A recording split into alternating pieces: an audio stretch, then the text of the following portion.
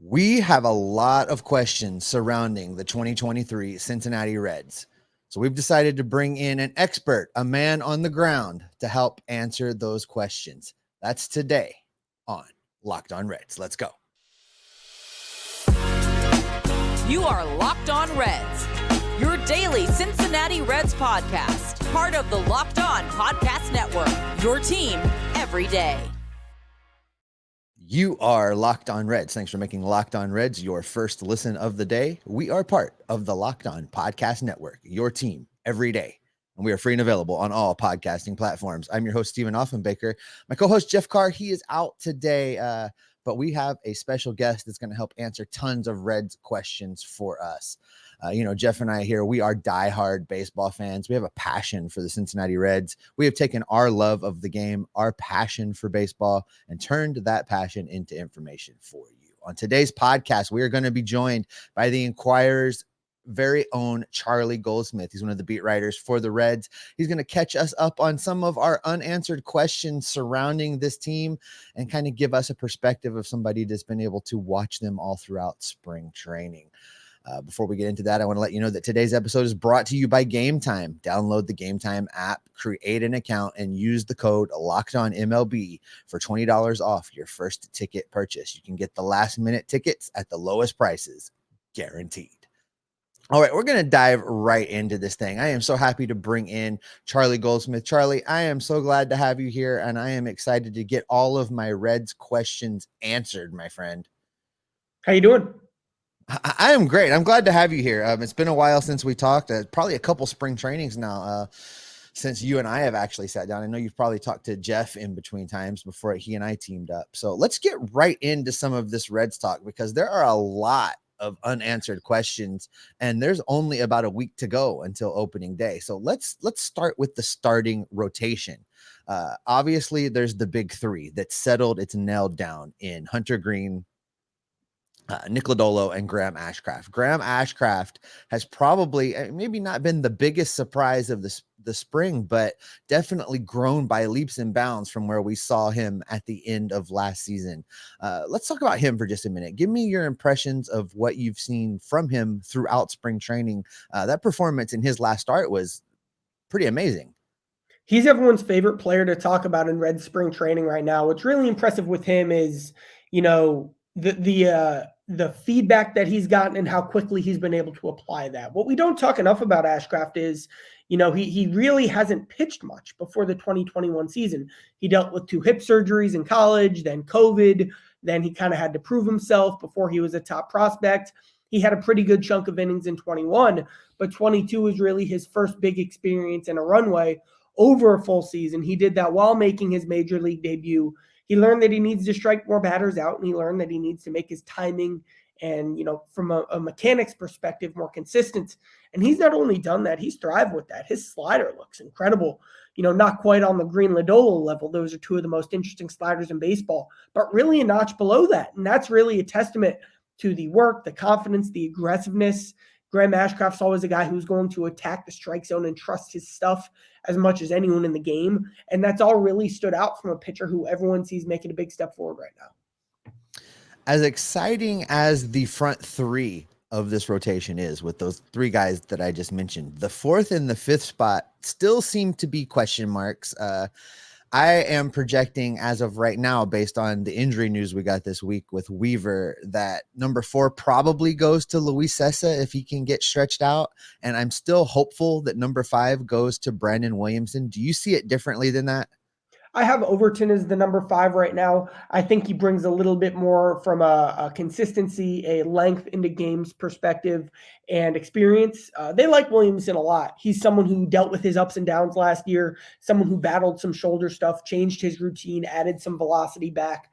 But consistency for a young pitcher is huge. They do have Overton, a guy they like in camp.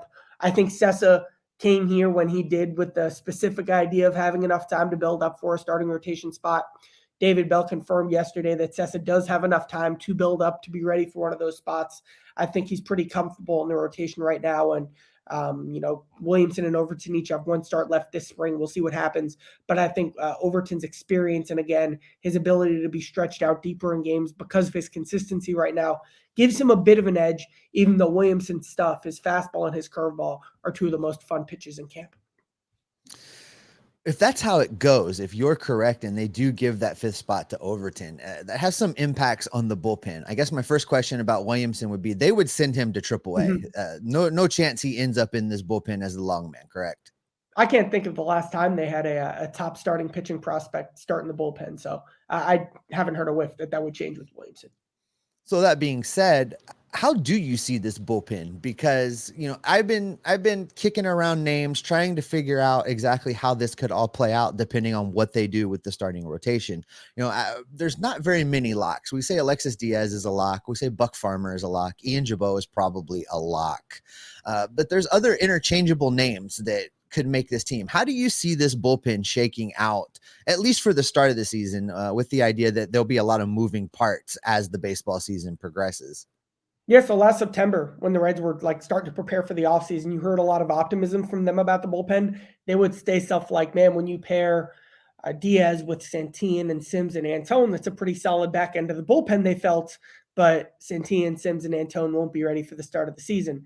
So you have Alexis Diaz. I think, though, my guess, my understanding is they'll continue to use him in that high leverage role that David Bell has used his best relievers in. My guess right now would be you'll see a lot of Buck Farmer in the ninth. He was really strong to finish last season. His fastball changeup combo is solid. He's really liked the way his slider has evolved over the last 12 months. He's comfortable in big spots. There's a reason they brought him back on a pretty, substantial contract for that bullpen, relatively speaking. After that, like you mentioned, wide open. I think my projection right now would be going through it: San Martin, Jabot, Cruz, and then I'd have Law, Alex Young. There might be one spot left there if Sims is out. Maybe, Hunter Strickland takes that last spot. Maybe Joel Kuhnel takes that last spot. We'll see what happens in the last week at camp. But what's really interesting to me is the types of pitchers they had. At this point last year, they had a bunch of young guys with huge velocity fastballs and big sweeping sliders. Your Art Warren, Jeff Hoffman, Jared Solomon was in the mix, Dauri Moreta, Ryan Hendricks. Now they have older guys who are more, fastball changeup splitter guys, not going to overwhelm you with velocity, but are going to throw more strikes. So there has been kind of a stylistic change in how they're filling the back end of the bullpen. It's a lot of inconsistency, a lot of question marks, but it is a different style of pitcher they have in that mix. Who do you see filling the role of a long man in the bullpen? I'm a little concerned with the fourth and the fifth starters that they're going to need somebody that can come in and eat innings out of that bullpen. I had it projected to be Sessa and Overton before the injuries, with Weaver being in the rotation and Williamson being in the rotation. But now it looks like both of those guys are going to be, Sessa in the rotation and Weaver unavailable. Who is that innings eater? Who's going to be the guy that can give you multiple days, multiple innings, come in on a piggyback style if one of the fourth or fifth starters really struggles? Yeah, so I don't know that they've really consistently, with a few notable exceptions, maybe like a Jeff Hoffman, but he's been in and out of the rotation at different points. I don't know that David Bell's ever been all in on having a specific designated long man. I do know that they have built up their relief pitchers to pitch deeper into games in camp than they've done in any spring training that David Bell has had. Like guys like Derek Law, Alex Young, Ian Jabot, Raver San Martin, all preparing to throw multiple innings for the start of the season, 2+, which is a big departure from the one inning approach that most of the Reds relievers have had consistently. So there might not be one guy who can step in and give you 4, but there are a bunch of guys who can give you 2+ and have a track record of being available often consistently. Like Fernando Cruz is a guy where even if he isn't giving you 2, you can call on him as often as you need him. So I do think they have prioritized filling innings by having pitchers more stretched out. And, again, it's an inconsistent bullpen, but filling innings isn't really my concern with it right now. Well, as we wind down the pitcher talk here, we're reaching the end of spring training. A lot of teams are going to be making those last difficult cuts. There's going to be an opportunity possibly for Nick Krall to go out and scour some waiver wires and some transaction news and maybe pick up another somebody. Do you foresee them doing that with the bullpen, or do you think that they're happy enough with what they've got to roll forward into opening day? I think they're always looking. Look at how this bullpen was assembled in the first place. It's a bunch of waiver claims and minor league free agents. And if you can get, a next wave, maybe the timing's now for a guy they like. I certainly think they'd be interested if it really matches what they're looking for, big picture in the bullpen. That is how they are building this bullpen. And if the timing again is right now with the guy specifically they like, I don't have that list of names in front of me. It's tough to project like which relievers are going to be available based on different training camp competition, spring training competitions going on, and a random NL West team. It's tough to come up with specific names, but I do think consistently they're looking for guys to add to their bullpen. An Ian Jabot, a type. He's a guy who analytically teams are really, really high on, hasn't quite had that production, but maybe, if Jabot's kind of hit the ground running this spring with the Reds after having a chance to pitch in high leverage innings and work on specific stuff, maybe an Ian Jabot type becomes available between now and the start of the season. All right, we are going to have plenty more with Charlie Goldsmith coming up in just a minute. Before we get to that, I want to talk to you about one of the sponsors of today's podcast. We are so excited to be teamed up with Ultimate Pro Baseball GM. I'm really excited about this new partner. They are one of the sponsors of today's episode. This game puts you in a major league front office. It puts that front office in your pocket. You can play it on the go on your mobile device without the need for internet connection. You can get a free download on the App Store or Google Play of Ultimate Pro Baseball GM. You can take your franchise from the bottom to the top, from worst to first, in the league as you play Ultimate GM on the go. Again, no internet connection you need. You can play when you want, as often as you want. You control everything from player trades to contract signings to ticket prices to team facilities. Check out one of the most realistic baseball simulations right now on your mobile device. Download Ultimate GM Baseball on the App Store or Google Play Store. Locked On Reds listeners are going to get 100% free boost to their franchise when using promo code Locked On in the game store. So make sure you check it out today. Go check out probaseballgm.com. You can get it right there. You can scan the QR code on your screen if you're watching us on YouTube, or again, you can get it in the App Store or the Google Play Store. That's probaseballgm.com. Ultimate Baseball GM. Start your dynasty today. We are also sponsored by a new sponsor, folks. We are so happy to have on board Game Time. Game Time is sponsoring the podcast today as well. They are a last-minute ticket app. I know a lot of times you go to purchase tickets at the last minute and you're kind of stressed to see if you can even get into an event. You can get into a venue. I've had that problem sometimes as I travel around the country and find out something's going on in an area that I'm at and want to make sure that I can get in there. And with Game Time, it's no longer stressful to get your tickets. You can buy tickets to your favorite event in a stress-free environment. Game Time is the fast and easy way to buy tickets for all sports, music, comedy, and theater near you. With killer deals on last-minute tickets and their best price guarantee, you can stop stressing over the tickets and start getting hyped for the fun you're going to have. Game Time is the place for last-minute ticket deals. Forget planning months in advance. Game Time has deals on tickets right up to the day of the event. You can get exclusive flash deals on tickets for football, basketball, baseball, concerts, comedy, theater, and so much more.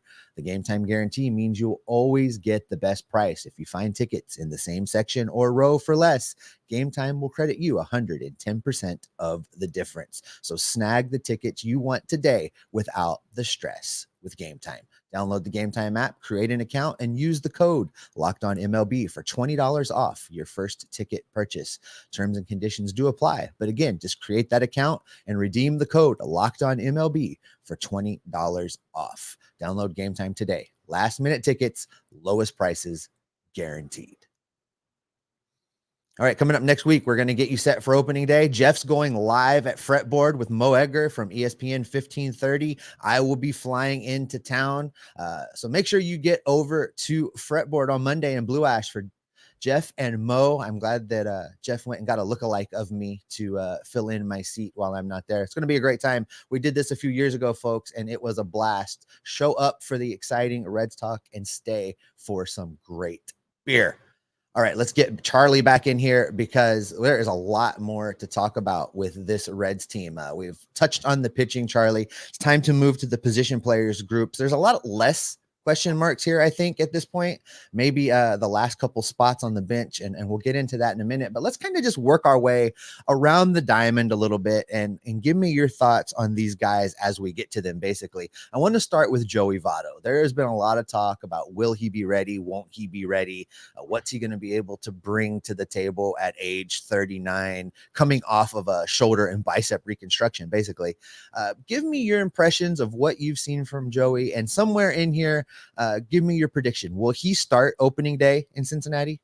Yeah, so the answer to that question is up to Joey Votto. Joey Votto, people say this, David Bell say this talking to us, people say this behind the scenes.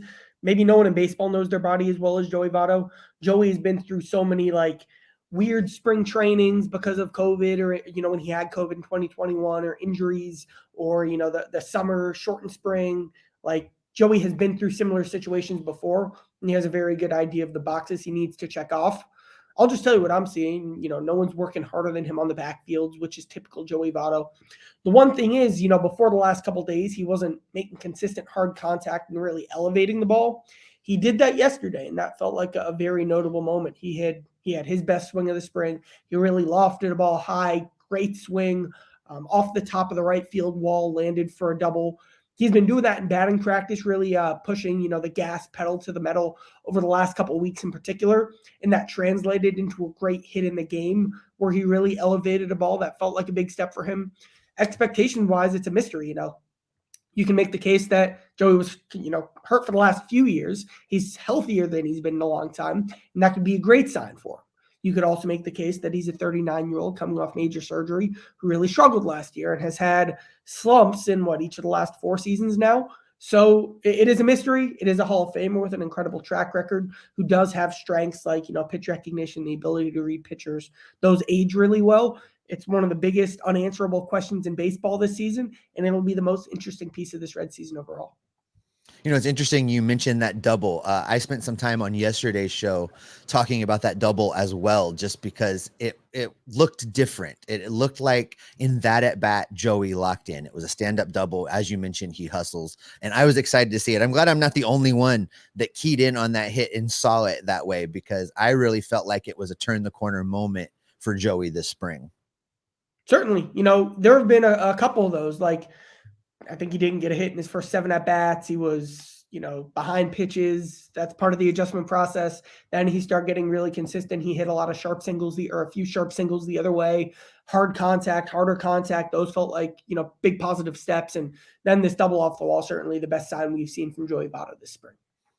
Well, let's swing over to second base and talk about Jonathan India. Obviously, Jonathan India is coming off a season where injuries plagued him, and, some nasty nagging injuries, things that you just can't quite get over quickly. He had the hamstring thing, the fluky compartment syndrome injury from the Field of Dreams game, and he had bulked up trying to become a power hitter. He's been very open about the changes he's made. He looks trim. He looks quick. He looks like he's playing better defense at second base, and he seems to be seeing the ball well and hitting the ball well right now. Just on a daily basis, watching these guys, defensive drills, batting practice games, I think Jonathan India is the best player on the Reds. He is the exact type of player you would want Jonathan India to be in terms of prioritizing the approach at the plate. That really made him so successful as a rookie. And then defensively, the agility, the smoothness, the fluidity, the way he dances with the ball, big steps forward from him this season. And then, the intangibles, the culture stuff, the leadership that he's really made a priority. Jonathan India is very much, a central figure in the Reds organization right now. And he's looking the part on the field, consistently hitting the ball great, has a very good idea of what he's doing at the plate. He really does get the sense of excitement talking about what a normal season could look like for him after all the adversity he had to overcome last season. So I think Jonathan India in second base will be maybe the biggest strength of the Reds in 2023.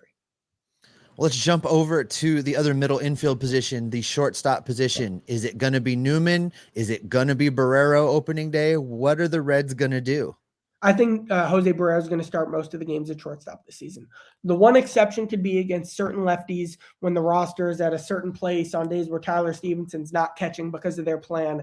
David Bell has said he wants to be able to structure the lineup with the flexibility to get his best 9 guys in there, and that would be a situation where Jose Barrera could start in center field. But, it was Jose Barrera's job to lose at the start of the spring. I think he's outperformed Kevin Newman. Barrera's defense has always been his calling card, but there had been some inconsistency, some young player moments, the way he handled the ball, some throws. His defense has been phenomenal, spectacular. Some of the best shortstop defense I've seen in Cincinnati in a while. The highlight plays he's making look routine consistently. He doesn't have to be a 270 hitter. Jose Barrera has shown enough improvements with his swing change to where I feel like with that and the spectacular defense, he's in the very clear driver's seat to start, most of the games at shortstop, at least until a Matt McClain or an Ellie De La Cruz force that issue and bring that competition into a different kind of light. Well, moving over to third base, Spencer Steer looks to be the man to hold down the hot corner, and there's been some knocks against his glove here during spring training. Do you see him struggling defensively, or do you feel like that may have been an overreaction on a lot of people's parts as he was just working his way through spring? It was certainly a thing. It was certainly something that Steer talked about, that the Reds coaches talked about, but it wasn't something that ever had them doubting Spencer Steer's status as their starting third baseman for 2023. He is a natural, solid defender. Athleticism, great hands. His hands are probably his biggest strength. Those throws deep in the hole at third, he's been working very hard on those. What was most impressive to me is, he's a young player competing for a spot on an opening day roster for the first time. He was in this defensive slump, if you want to call it, and it didn't impact his hitting. And that might have been the most impressive part to me about his spring overall. He didn't, from a confidence perspective, let that snowball. In fact, his hitting helped him gain more confidence, and now his defense is picking back up. He made a really nice play on a really sharp hit ball to third base yesterday.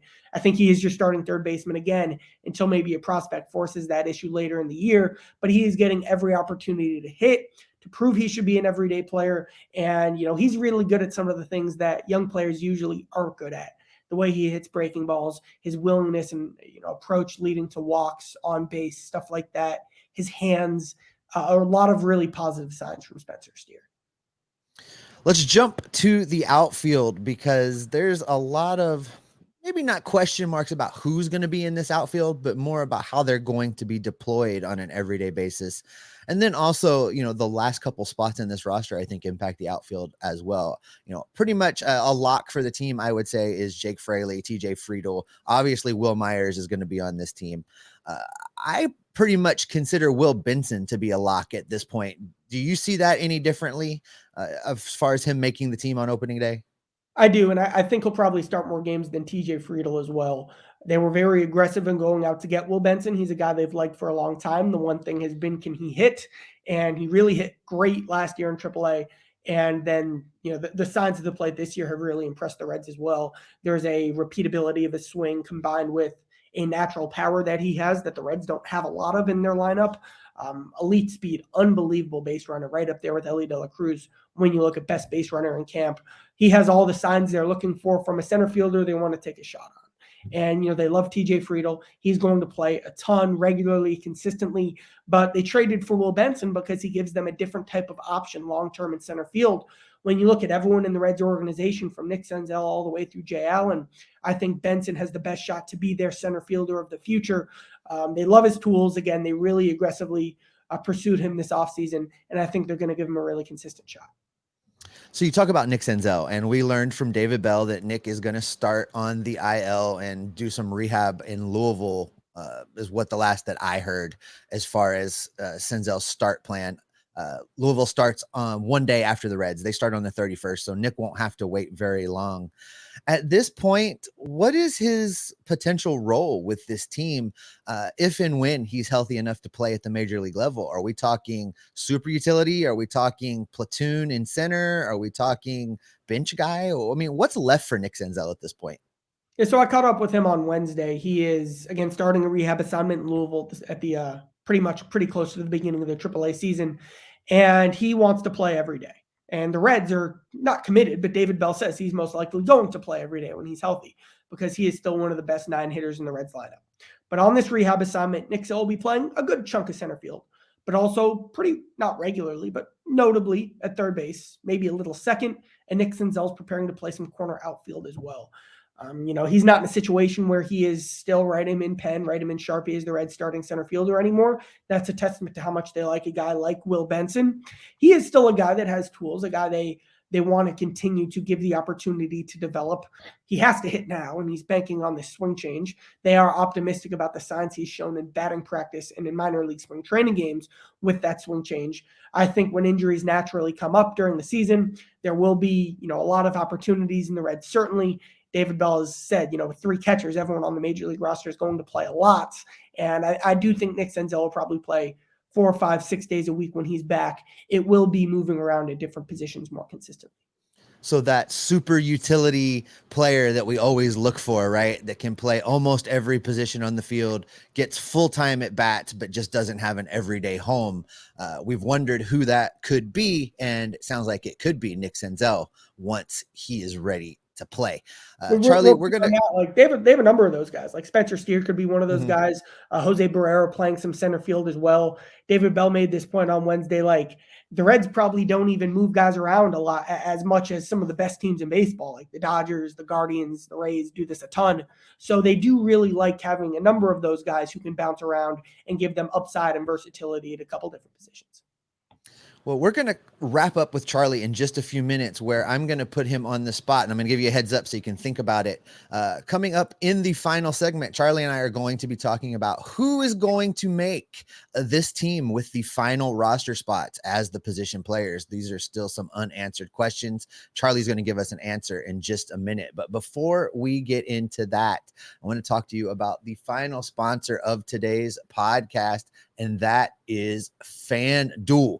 FanDuel is the #1 sportsbook in America. And because new customers are important for the #1 sportsbook in America, they are going to give you a no sweat first bet of up to $1,000. That's right. Bonus bets back if your first bet doesn't win. FanDuel is going to reimburse you up to $1,000 in bonus bets back. So you can take a flyer on something interesting like the Reds to win 80 or more games. That's plus 1,100 over at FanDuel right now.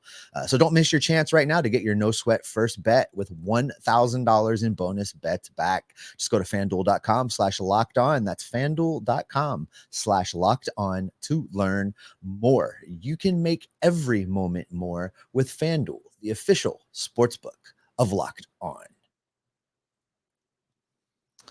Now that sports betting is legal in Ohio, Locked On has the perfect show to help new and seasoned gamblers. Download and subscribe to Locked On Bets for daily picks and analysis. Locked On Bets is available wherever you get your podcasts, just like Locked On Reds. You can follow the podcast on all platforms, including YouTube. Click the bell, click the subscription button. You can also follow us in between shows. You can follow me on Twitter at @SOffenbaker. That's with 2 Fs. You can follow Jeff at Jeff Carr. That's Jeff with 3 Fs. And you can follow the show at Locked On Reds. All right, let's get Charlie back in here, and I'm going to put him on the spot. I know he has all the answers. Charlie, you already know who's going to make this team, right? Who are these final, number 25, number 26 guy on the roster to round things out as we head back to Cincinnati this week? So I guess it comes down to 2 or 1 spot, depending on Joey Votto and whether or not he's ready. And like I mentioned, that's Votto's call. They haven't sat down and made a final decision on that, so I'll give myself that flexibility and that freedom there. If Votto is there, 1 spot goes down to Chad Pinder and Henry Ramos. I would go to Chad Pinder because you can have a very clear role for him. He has historically been pretty solid against lefties and gives you infield versatility as well. Plus, he has a reputation as one of the best clubhouse guys in the game. If Votto's not ready, I would have Ramos as well in the lineup. And, Vossler's the only other guy left in camp. I wouldn't have him in a roster projection, but you are getting pretty down into it with so few guys left in camp. That final spot probably between Ramos and Pinder, and I'd lean Pinder. We talked about the rotation earlier. Then to the bullpen, you have I have Diaz, San Martin, Farmer, Jabot, Cruz, Young in very good shape. I think Law has gone out and earned a spot this spring. Then I have 1 spot left for Strickland, Kunal, and Bennett Sousa. I do think Strickland probably brings more to the table as an 8th reliever than any of those guys. You can option Kunal back to AAA. Sousa is a guy you can do the same thing with. Keep Strickland a veteran guy who can pitch every day over the course of the season.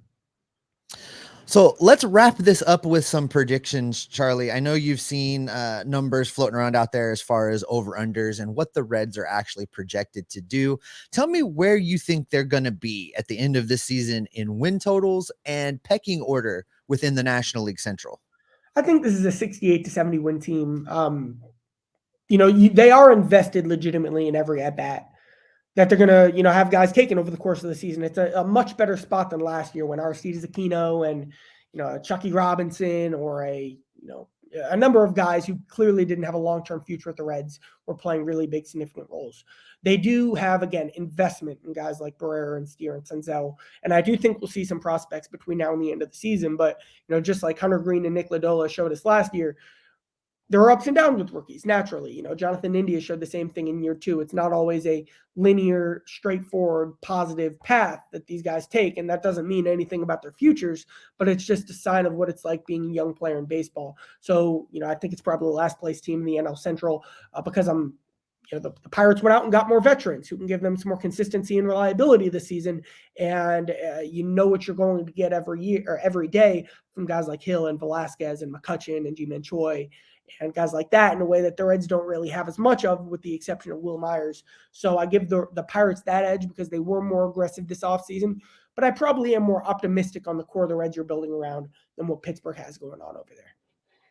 Well, I got to tell you, I think even if they are a 70-win last place team, they're going to be so much more exciting to watch than they have been in seasons past. I'm looking forward to see how these prospects develop and how guys get called up throughout the course of the year. I really think that the roster they break camp with on opening day could be dramatically different than the roster they finish with come the end of the season. And we look forward to you covering that. Before we get you out of here, tell everyone where they can find you and read you and follow you. I'll keep it simple. Just everything at the Cincinnati Enquirer and Cincinnati.com.